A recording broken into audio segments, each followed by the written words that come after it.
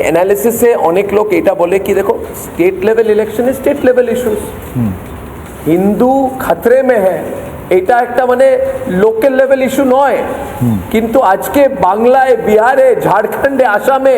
হিন্দু খতরে মে হ্যায় একটা খুব বড় একটা চিন্তা লোকের মধ্যে অনেক লোক বাংলায়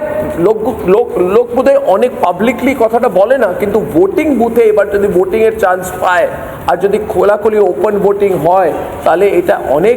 এটা চান্স আছে কি যা বিহারে যেটা হয়েছে কি হিন্দু ভোট কনসলিডেশন এটা বাংলায়ও হবে এটার সাথে সাথে স্কেল অফ এনডিএ ভিক্টরির উপরেও একটা কয়েকটা পয়েন্টস আমি সবার সামনে রেজ করতে চাই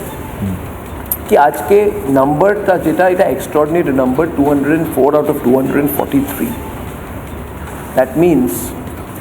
that NDA is 8 times bigger than MGP 8 times 800% bigger and transfer of vote is a reality যদি মমতা দিদি কালকে একটা অ্যালায়েন্স করে এটা হতে পারে ময়ূক কি কালকে দিদি আজকে দিদির অনেক চিন্তা আজকে দিদি অনেক একা পার্থ এসে গেছে ফেরত কিন্তু পার্থ তো ভোট আনতে পারবে না ঠিক পার্থ যে মাফিয়া ওদের একটা লিমিটেড ভোট লিমিটেড ইউটিলিটি দিদির আজকে অনেক চিন্তা দিদি অনেক লোককে ফোন করছে আমি খবর পেয়েছি দিদি সকাল থেকে দুপুর থেকে অনেক লোককে ফোন করছে কি হচ্ছে কি হবে কি হবে কি হচ্ছে তারপরে অখিলেশকে ফোন করেছেন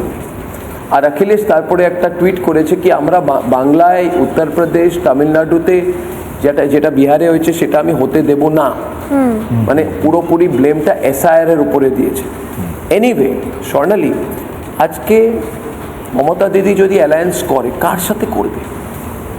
কার উপরে বিশ্বাস করবে কংগ্রেসের উপরে বিশ্বাস করা যায় না কংগ্রেস আজকে তেজস্বীর ডিফিটের কারণ নাম্বার 1 কারণ হলো কংগ্রেস পার্টি রাহুল গান্ধী দিন রাত কাজ করেছেন উনি তেজস্বীকে হারানোর জন্য আজকে রাহুল গান্ধী কোথায় রাহুল গান্ধী অনেক লোক বলছে রাহুল গান্ধী মাস্কাটে কি করছে প্রিয়াঙ্কা বাড্রা কোথায় লোক বলছে নিউ ইয়র্কে কি করছে